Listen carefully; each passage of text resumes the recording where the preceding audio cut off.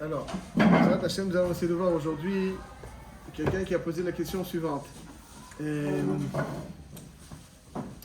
a besoin de manger avant la tfila, c'est en France, la tfila donc est tard, il a besoin de manger des gâteaux.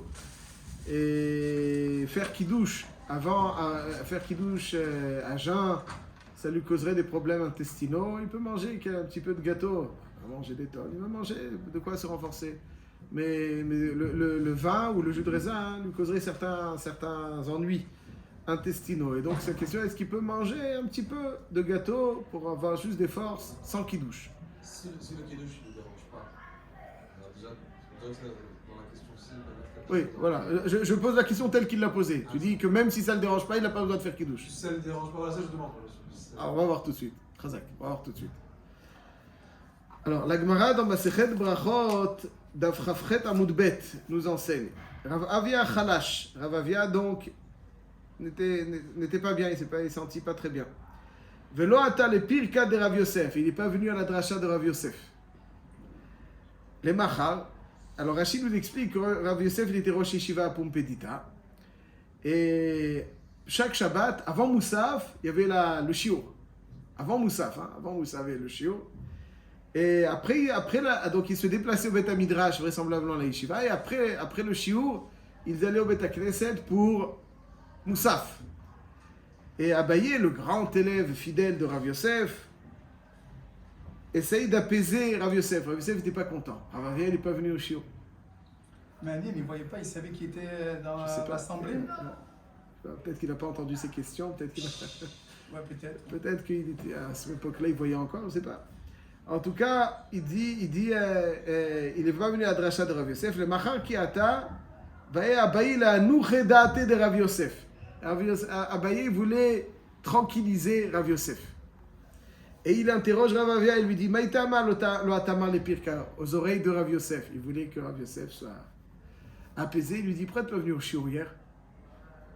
Je me sentais mal. Je ne pouvais pas. Donc Khalish Libay, il se sentait mal quelque part, on dirait qu'il avait besoin de manger. Donc il ne pouvait pas venir. Khalash Libo. Et bien il lui dit, ah ben il n'y a pas de problème. Maïta malotam timidi. Va-t-il, tu aurais dû manger quelque chose. Tu viens, chiant, mange. Alors il lui dit, le savoir la mar, le hade Ravuna. Il y a un enseignement de Ravuna qui dit qu'on n'a pas le droit de manger avant Moussaf. Je ne pouvais pas. Donc j'étais un petit peu, je me sentais pas bien. Et je ne pouvais pas manger. Pourquoi je ne pouvais pas manger? Parce que je n'ai pas encore fait Moussaf. Ah ben il lui a dit, fais Moussaf. Yachid. Tout ça devant Rav Yosef? Vraisemblablement. Abaye veut tranquilliser son maître. Son maître, il n'est pas bien. Il lui a laissé, il a pris entre guillemets les rênes. Il a laissé les rênes. C'est les rênes. Il y a une discussion qui se déroule à proximité de Rav Yosef. Non. Il est là pour lui, il lui dit... Oui, il dit des halachot. Il a donné des halachot. Bon, j'entends. En tout cas, il lui dit, donc, tu aurais dû faire Moussaf tout seul, et après, tu manges, et après, même d'après Ravuna, que tu n'as pas le droit de manger avant Moussaf, fais Moussaf, mange. Il lui dit, mais... Rabbi Yochanan, il a dit, Asur lo la adam shekdim tfilato li tfilat hatzibur. On ne peut pas faire Moussaf avant le tzibur. Il lui dit, Lavit marala marababa b'tzibur shanu. Ça veut dire que si tu es au Beth Knesset, tu fais partie d'un tzibur, tu commences à faire Moussaf tout seul, non. Mais si tu es chez toi, tu ne te sens pas bien, tu fais Moussaf, tu manges et tu viens à la shiur. Fin de citation. Donc il lui dit, tu aurais dû venir. Comment tu aurais dû venir? J'avais besoin de manger. Tu sais, mange. Comment je vais manger? Avant Moussaf. Fais Moussaf. Tout seul. Yahid. Mange et viens au shiur.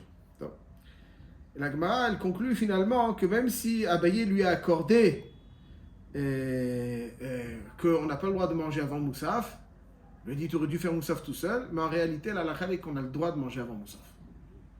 Leitil cheta kiravruna, et on a le droit de manger avant Moussaf. Combien on a le droit de manger avant Moussaf? Il dit Rabbeinu Hananel, rapporté dans le Rosh dans Masechet Ta'anit, que la quantité qu'on a le droit de manger avant Moussaf, c'est pas une seouda. Une seouda, c'est un kabetza et plus. C'est pas un kabetza et plus. Il a le droit de manger jusqu'à un kabetza. kabitza de pain, tu as le droit de manger. Parce qu'il dit, il y a marqué dans la Gemara, dans Ta'anit, qu'on faisait Nesiat Kapaim pendant Moussaf, parce que on mange pas, il n'y a pas de Seouda avant Moussaf. Donc il n'y a pas de crainte de Shichrout, d'avoir bu du vin. Parce que je ne peux pas faire une Seouda. Il dit, tu vois bien que tu n'as pas le droit de faire une Seouda. Ah là là, et la Gemara ici, elle nous dit que là, comme Ravuna, qu'on peut manger avant la Moussaf. Il y a une contradiction. On peut ou pas manger avant Moussaf? D'un côté, tu me dis, là, elle n'est pas comme Ravuna et on peut manger avant Moussaf.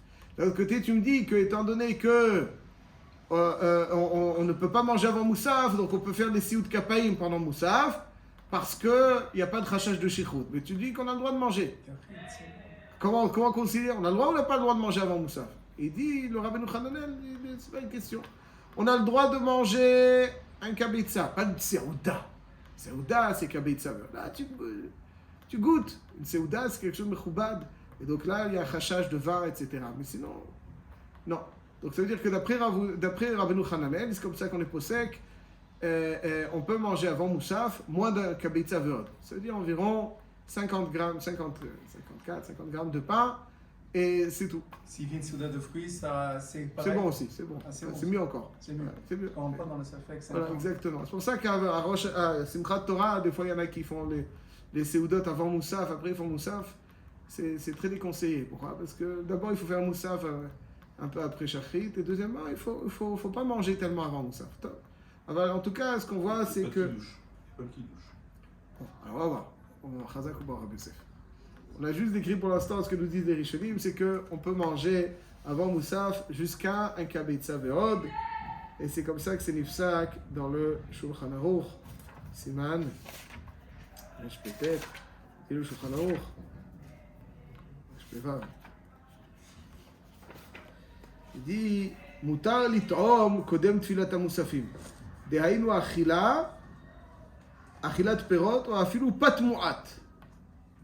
Pat mu'at. C'est quoi pat mu'at? Un peu de pain. Mishnah Berurah dit kabitza. On peut manger. Donc là, c'est quelqu'un qui veut manger avant Moussaf, il peut. Kach nifsak. À Seouda, du kabitza ve'od, ça c'est assaut. Alors la question elle est, comme dit très justement Rav Yosef, est-ce qu'on fait un kidouche ou sans kidouche? Il n'est pas marqué ça à Gemara. Lui dit, tu aurais pu manger. D'après la... Il n'y a pas marqué, tu aurais dû faire Moussaf et manger. Bon, ça c'est sûr, faire Moussaf et manger, c'est avec kidouche. Après la Gemara, elle conclut, non, on peut manger avant Moussaf. On peut manger avant Moussaf, une petite quantité, avec ou sans kidouche. Ça veut dire, yesh l'arkor. Est-ce que le chalot chiyuv kidouche, le devoir de faire kidouche, c'est uniquement après la tfila? C'est à ce moment-là que, comme je vais manger après la tfila, donc je suis chayav de faire kidouche? Ou bien, parce que c'est le moment de la seouda, ou bien, comme avant, c'est pas le moment général de seouda, c'est pas le moment le plus... Si quelqu'un il n'est pas bien, il mange, alors c'est pas le derrière. Donc chazal, tiknou, seouda, kidouche qu'après la seouda. Est-ce que chal chovat kidouche avant la fin de tfilat moussaf? Est-ce que le chovat kidouche, dès qu'un homme peut manger ou pas? C'est le Bach et le Magen Avraham, tous deux disent oui, il y a un chiyuv kidouche. On ne peut pas manger même avant moussaf sans kidouche. Et ils disent alors il faudra faire kidouche. Aïn kidouche la ben comme seouda. Kidouche la ben comme seouda.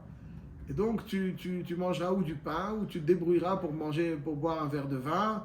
Et là, tu auras un kidouche bim comme seouda. Je reprends dans les détails, mais en tout cas, voilà ce qui ressort du Magen Avraham et du Bach. Ça s'additionne pas le geffen et le pain? Si, il y en a qui disent que boire un verre de vin réveillite, pas rov réveillite. Un réveillite de vin, ça suffit pour faire kidouche bim comme seouda. Il y en a qui disent qu'il faut un autre verre de vin. En tout cas, avec le pain, kazaït, c'est sûr que c'est bim comme seouda. On n'a pas besoin de kabitza ve'od. Kazaït bim comme seouda. Donc si kazaït bim comme seouda, il faudra faire kidouche. Comme ça, il dit le Magen Avraham et le Bach. Le Hateret Tzvi, lui, il dit non. Il a un diouk du tour dans Siman Reshpe Tet qui dit que le Chovat Kiddush, il est chalseux à la fin de toute la tfila. C'est pas évident, mais en tout cas, comme c'est les Médaïek, et le Elia Rabbah, rapporté dans le Mishnah Berurah d'ailleurs, je crois, dans Siman Reshpe Vav, il dit comme ça. Je le dis très rapidement. Il faut savoir qu'il y a une marloquette entre le Rambam et le Ravad. Est-ce qu'on a le droit de manger avant le kidouche du Shabbat matin? Avant le kidouche du vendredi soir, non. Mais avant le kidouche du Shabbat matin, c'est tout un pile-poule, ouais. Pas le temps maintenant de rentrer, mais en tout cas, concrètement, Rambam dit on n'a pas le droit de manger avant le kidouche du Shabbat matin. Et le Ravad, il dit, il n'y a pas de problème. Avant le Kiddush, Shabbat matin, tu fais ce que tu veux. Tu n'as pas besoin de Kiddush. Même après Moussaf. Hein.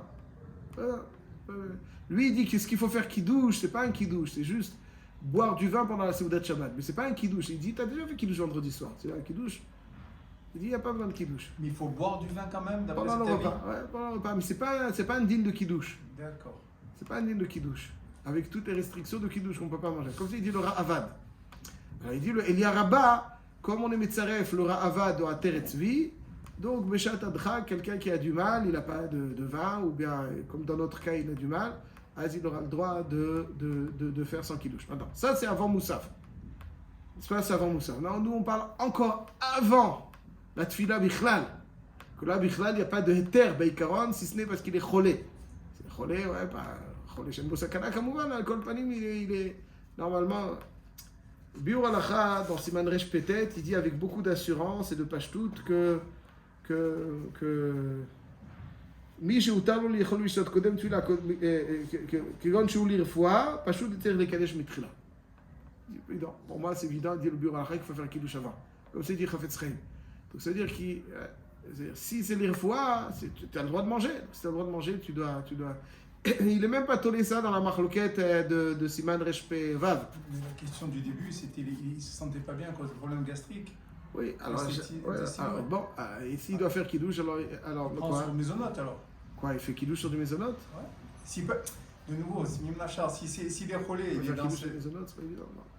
Et s'il prend ça, il va être encore plus alors, on va voir, parce que alors il faut savoir que déjà, il y a des poskim qui disent, c'est un long pile-poule, il y a des poskim, c'est-à-dire le bureau Alacha, il dit son avis, mais bon, il y a beaucoup qui pensent comme lui.